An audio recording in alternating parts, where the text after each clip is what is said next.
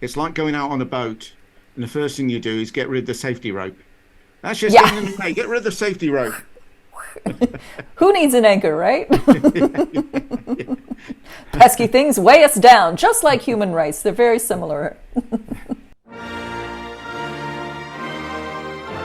Hello, everyone, and welcome to A Very Special Relationship, the show that states there may not be an I in team, but there is a you in UK and in USA, and in things like "You okay, hun?" as they might say in the US, and as we might say in the UK, "You all right, mate?" Now, my name is Matt Johnson, and I host a show called The Interesting Times, which is on YouTube, and my co-host over from America is the host of the Phoenix News Network, Andrea Bridges-Smith. Hi, Andrea. How Hello. goes it over there? Well, Matt, we are gearing up for a very exciting week over here in the States. There are two major events happening. The first one is the first Republican presidential debate, which is either going to be very boring or an absolute shit show. My money is on the latter. I'm curious, do you guys have prime minister debates over there? And if so, are they also absolute shit shows? Well, it actually depends. We have had them in the past. I'll be honest, I'm not entirely convinced that it does too much to, change people's minds. But having said that, in 2017, when Theresa May called a general election, she decided not to go to one, and she actually lost her majority. So you could say shit show if it's a no-show. Now, of course, the first step to a prime ministerial debate is to have a prime minister that we have a chance to change. So yes, that's 2024 by all accounts. So why do you think, by the way, that the US one might be a shit show? So, a few reasons. Number one, there's going to be 8 candidates on the stage. So, just sheer volume, it's going to be a lot of people up there. Secondly, Trump is not going to be there. He's going to follow in Theresa May's footsteps, and fingers crossed the result is the same. But most of the people who are going to be there, they're going to be trying to differentiate themselves from him while also not pissing off his base. So it's going to sound kind of like, well, he likes ham, but I prefer pastrami, but I respect ham, and I think ham people are really lovely. I just have a slight preference for pastrami, even though I agree with you that ham is definitely the superior sandwich meat. Please just don't shoot me. Democracy in action there. If nothing else, I expect it to be very surreal, and we're going to have a full debate recap on the Phoenix News Network this Thursday for anyone who is interested. All right, yes, absolutely. Catch up with that one. Fantastic news. Now, Matt, before we talk about the other big news over here, I want to offer you a virtual hug and a virtual glass of scotch, which has a lot less alcohol in it than a regular glass of scotch, so slightly less desirable. But you guys, you were on the verge of winning the World Cup, but it didn't quite happen, and now I just want to make space for you here, create a little safe space for you to talk about your feelings, which I know how much British people love to talk about their feelings. Yes, you are right. The women's England team actually lost in the final to the Spanish. They were beaten by a more technically gifted team. So I'm not sure that's quite the equality with the men's team that they were after. I mean, fair play to Spain, actually. As I say, they're very gifted. They were very good. By the Sure. way, I don't know if you know this, but the Spanish FA president is quite the character. I think that's probably the most positive spin I can put on it. And when the Spanish women went up to pick up their gold medals, he kissed one of them on the lips and patted her ass as she walked away, something that she said she didn't enjoy. He's also been accused of crotch grabbing. But unlike other presidents, at least this one was his own. Well, when they're president, you let him do it. That's what I've heard at least. So maybe he got some bad information from someone who shall remain nameless. Now, I read something interesting about this after the match. So the Prime Minister, Rishi Sunak, tweeted at the Lionesses, your team, and I understand there was a little bit of a dust-up about that. Yeah, I'm not sure how much you have this in America, but I imagine it goes on the world over. It's the latest in a long line of our leaders attempting to appeal to the common man or woman by getting behind something popular and pretending that they've always liked it and basically ruining it for the rest of us. Now, as football is a national game over here, that is why that it tends to get the hit more than most other things. David Cameron famously got mixed up as to whether he supported Aston Villa or West Ham because they both play in the same colours, even though they, the stadiums are about 250 miles apart. But as he was the MP for Whitney, his local team should have been Oxford United. Of course, you know that yourself, Andrea. Yes, Sure. rather obvious that one. Yes. Now, Boris Johnson then wore a men's football top over his dress shirt at the Euros. It's just, come on, you're not even trying now. And now Rishi is trying to convince everyone that he's always enjoyed football. Yeah, right. And he sent a picture of himself, tweeted a picture of himself rather awkwardly pulling on a football jersey with the price tag still on it. I mean, Gosh. Wow, the intern had a busy day that day, huh? Oh, yeah, I'll bet. But don't put that out there. Oh, no, never mind. Well, I'm sure we can all cheer ourselves up, though, by cheering on the US's attempt to throw Donald Trump in jail. USA! USA! How's that going, Andrea? Felt weird to do that, by the way. Yes, understandably so. So that's kind of the other big news this week. So Trump is going to surrender in Georgia on Thursday evening, I believe, in the very small matter of his fourth indictment total, second indictment for trying to overthrow democracy. They're getting kind of hard to keep track of.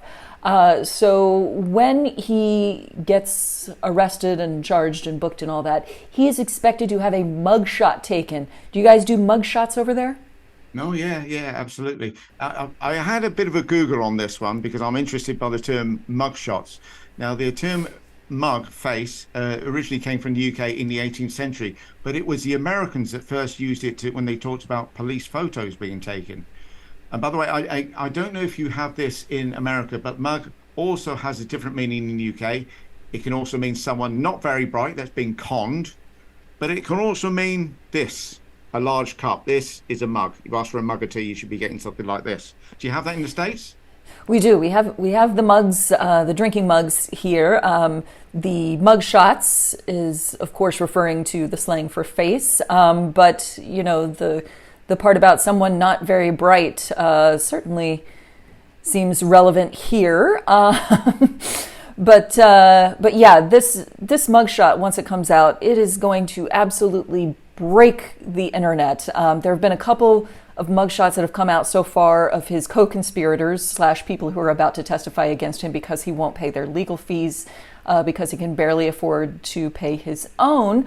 And those mugshots so far have some of the worst lighting that I have ever seen. And just, Matt, this is going to be Christmas for people who love memes. We are going to see so many good memes, the best memes, the biggest memes, huge. It's going to be tremendous on the internet for the next week. So stay tuned. It's going to be wonderful. Here's the thing, because they're going full on this, aren't they? They're making them do, and I know this is an American expression, the perp walk.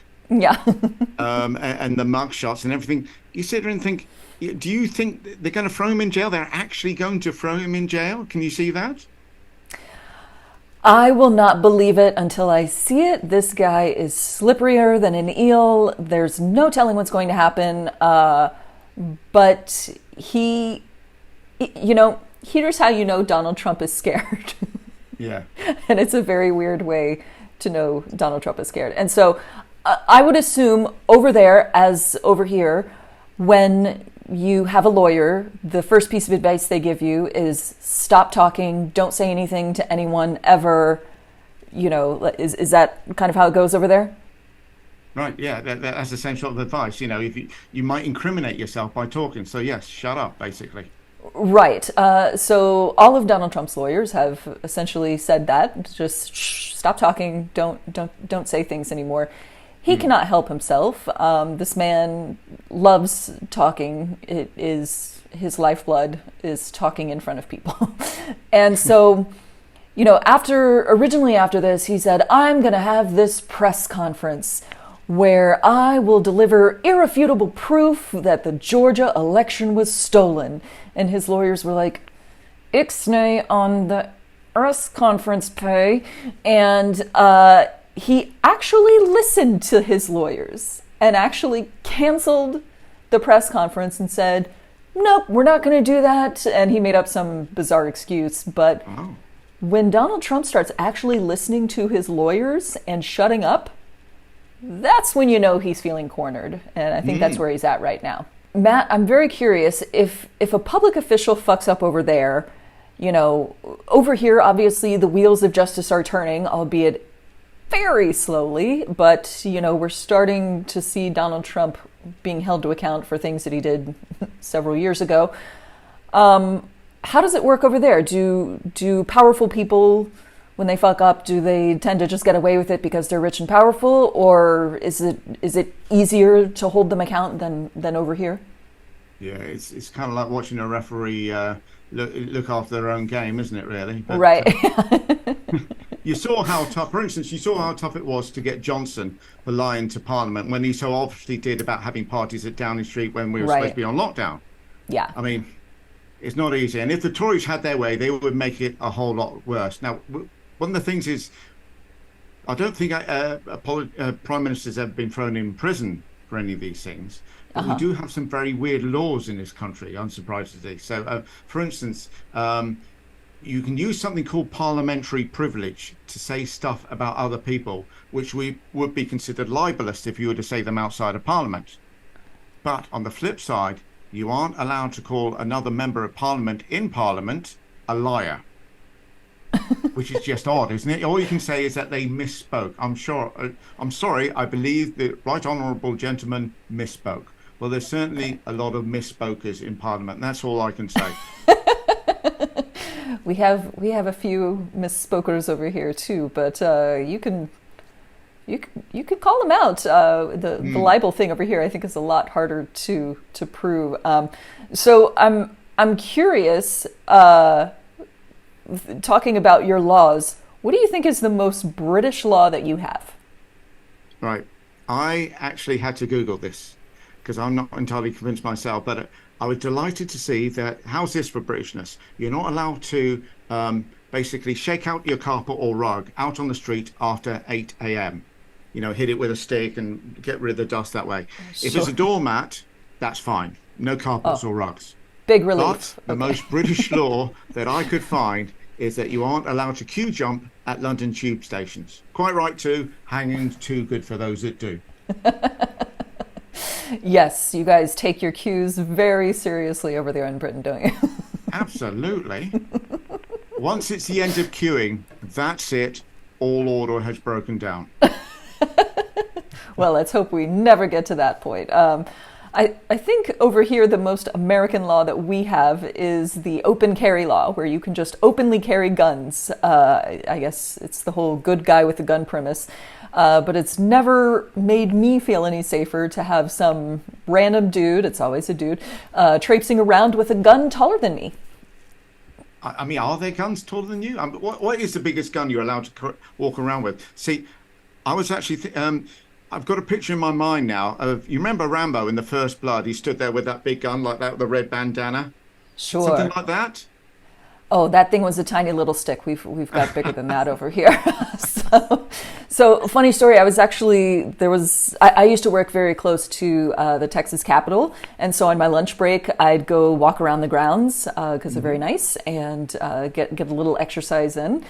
And one day I went there, and there was some kind of like gun protest. They wanted more rights for guns, which is stupid. We have more rights for guns than we do for humans in this state. But sorry, I have to ask, Andrea, is that how they put it? More rights for guns? Because that seems a funny thing to say. You might say more rights for women, or more rights for certain ethnic minorities, or all ethnic minorities essentially. But guns, they're a kind of like they're a non-emotional sort of tool, basically.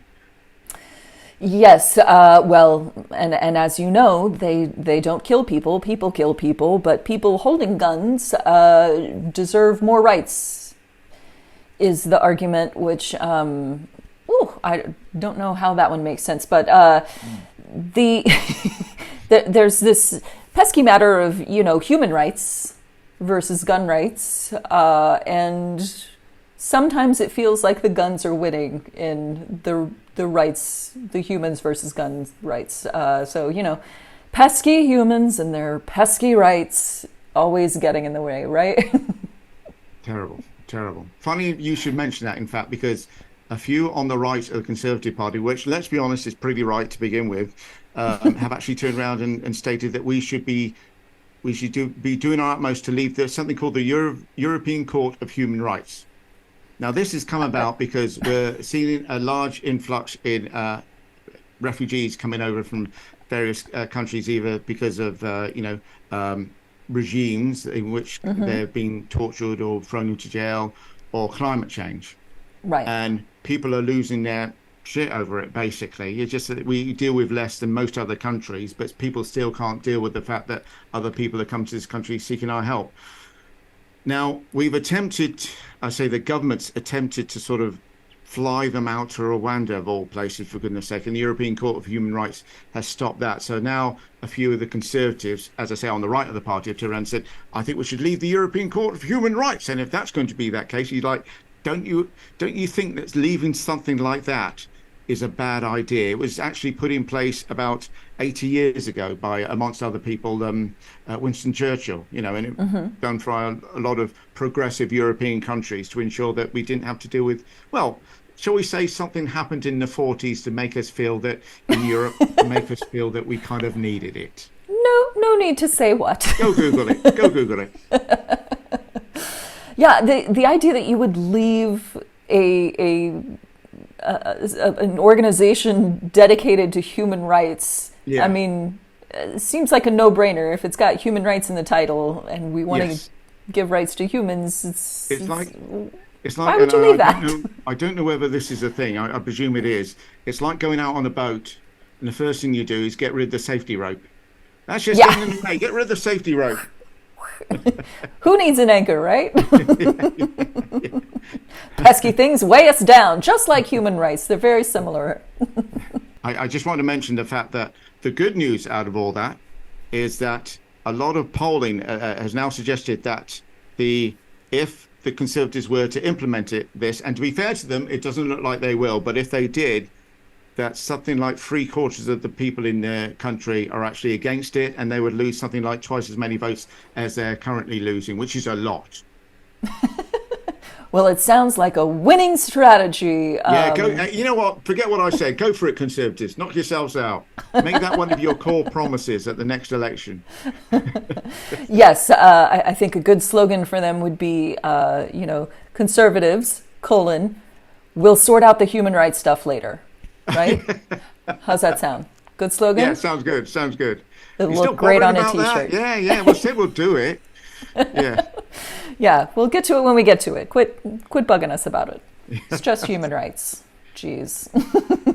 All right, everyone. Well, that is going to wrap things up for this week. I want to thank all of our listeners and watchers for lending us their eyes and ears. And thanks to you, Matt, for being here. Thank you. We will be back with more next week, but if you need more of us in the meantime, and it's understandable why you would, head on over to @TheInterestingTimesUK on YouTube to see Matt, and come on over to @Phoenix News Network on YouTube to see me. But until then, we'll see you next time.